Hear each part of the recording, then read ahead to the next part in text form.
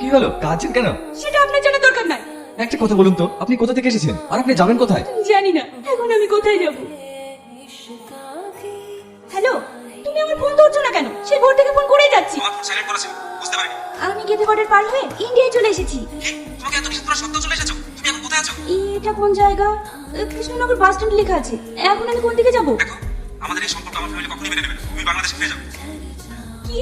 তখন তো ফোনে খুব বড় বড় কথা বলতে, আমাকে রেখে দেশে বর্ডার ভেঙে নিয়ে আসবে। কি বলে তোমাকেই করবো। আর আমি এখন যখন সবকিছু ছেড়ে চলে এসেছি আর তুমি আমাকে দেশে ফিরে যেতে বলছো। হ্যালো হ্যালো,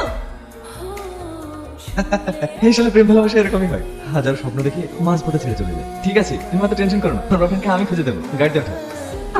আমি যাবো না। এত রাতে কোথায় যাবে? ওঠো তো। মা, মা, তুই বিয়ে করে ফেলেছিস? মা, আমি বিয়ে করিনি। আমাকে দেখে কি তোমার এমন মনে হয়? মা, ভাবি কিন্তু খুব সুন্দর, আমার ভাই পছন্দ আছে। চুপ।